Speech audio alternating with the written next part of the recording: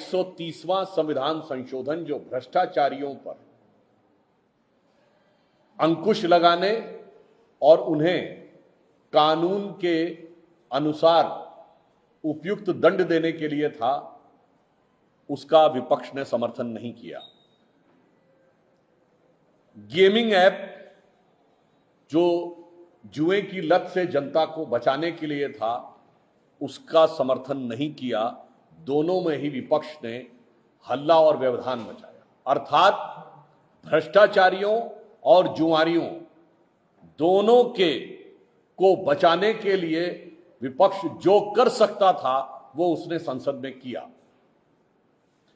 अब बिहार के भावी चुनावी रण में जिस प्रकार से आकर राहुल जी और तेजस्वी जी आकर चोर चोर का शोर मचा रहे हैं, अब हाल ही में उनमें से कौन अपराधों का सरताज बना हुआ है, इसके कुछ तथ्य सामने आए। एडीआर ने अपनी रिपोर्ट में यह बताया है कि देश में जिन मुख्यमंत्रियों पे सर्वाधिक मुकदमे दर्ज हैं, उसमें नंबर 1 पर हैं तेलंगाना के श्री रेवंत रेड्डी, संभवतः उन पे 89 दर्ज है। दूसरे नंबर पे हैं तमिलनाडु के श्री एम.के. स्टालिन, उन पे संभवतः 47 दर्ज है। अब मैं उनसे पूछना चाहता हूं, और आज ही यह खबर आई है कि कर्नाटक में कांग्रेस के एक पूर्व विधायक के घर पर 12 करोड़ रुपया कैश बरामद हुआ। इससे पहले झारखंड में तो 300 करोड़ से अधिक प्राप्त हो चुका है। पश्चिम बंगाल में मंत्री के निकट सहयोगी के घर से प्राप्त हो चुका है। अब यह साफ दिखाई पड़ता है कि भ्रष्टाचारियों को बचाने की छटपटाहट क्यों नजर आती है। अब मैं पूछना चाहता हूं राहुल गांधी जी से और तेजस्वी यादव जी से कि ये वही रेवंत रेड्डी जी हैं जिनकी बाइट अवेलेबल है, जिन्होंने कहा था कि बिहार का डीएनए इंफीरियर होता है, और उसके बाद उन्हीं के ऊपर सबसे ज्यादा मुकदमे हैं। इसके बाद भी आपकी इतनी मोहब्बत उन लोगों से क्यों है?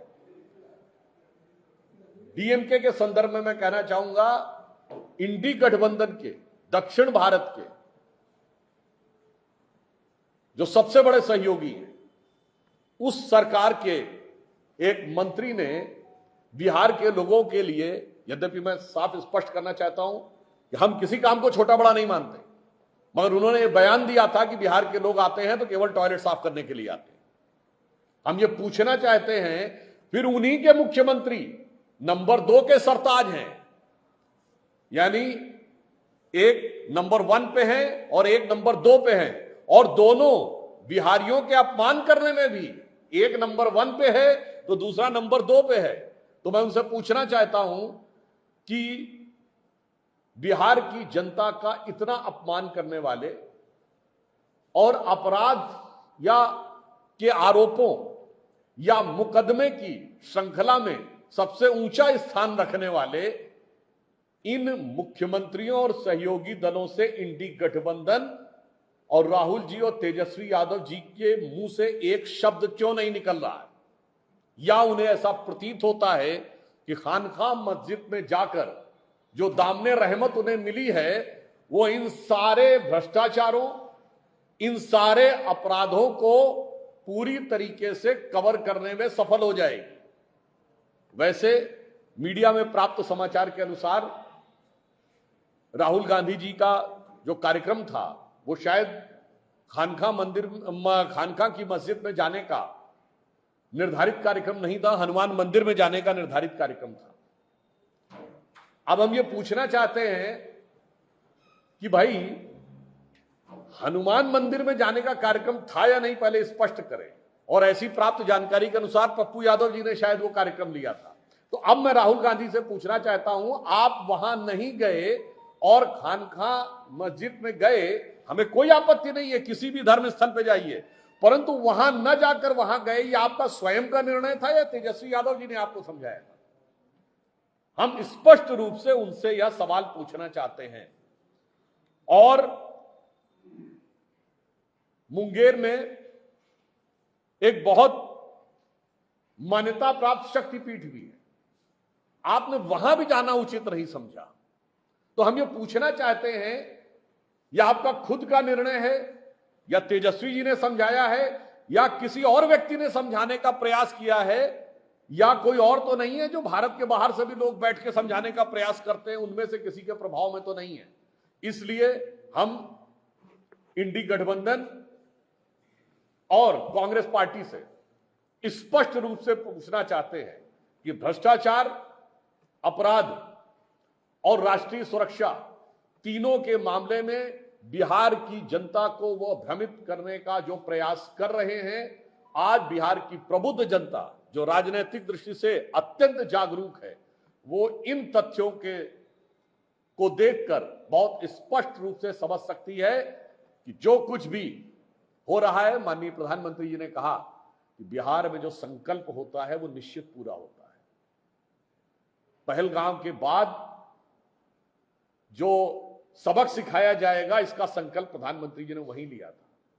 जेपी ने भी इंदिरा जी की उस अत्याचारी सरकार को हटाने का संकल्प वहीं लिया था। तो बिहार की जनता यह स्पष्ट समझ चुकी है, और मैं कहना चाहता हूं बिहार की जनता को निश्चित रूप से याद होगा, 50 साल पहले एक प्रधानमंत्री थी श्रीमती इंदिरा गांधी, जिन्होंने एक ऐसा संसद में नियम पास किया कि प्रधानमंत्री पे कोई कार्रवाई नहीं हो सकती, किसी कोर्ट में कोई मुकदमा नहीं चल सकता। आज 50 साल के बाद एक ऐसे प्रधानमंत्री इस देश में हैं, श्री नरेंद्र मोदी जी, जिन्होंने ये कहा कि मंत्री, मुख्यमंत्री अगर प्रधानमंत्री पर भी कार्रवाई होगी और वो जेल में जाएगा तो उसकी भी कुर्सी जाएगी। 50 साल पहले एक ऐसी सरकार थी जो ये कहती थी इंदिरा जी की उनका चुनाव अगर गलत साबित हो गया तो चुनाव सही है या नहीं ये मेरी हार और जीत तय करेगी। आज 50 साल बाद उनके ग्रैंडसन राहुल गांधी जी ये कहते हैं, वही भावना है कि मेरी जीत हुई है नहीं ये तय करेगा कि चुनाव सही है नहीं। तो मैं इन दोनों महानुभावों से पूछना चाहता हूं कि कृपया आप ये बताएं, आज आप कह रहे हैं हम ये कर देंगे वो कर देंगे, बिहार में इससे पहले लंबे समय तक आपके दलों की सरकार नहीं रही है, आपके परिवारों की सरकार रही है, और आपके माई और बाप दोनों की सरकार रही है। तो भैया पहले आप बता दीजिए अपनी पार्टी का रिकॉर्ड, परिवार का रिकॉर्ड और अपने माता और पिता का रिकॉर्ड, उसके बाद धूल झोंकने का प्रयास करिए।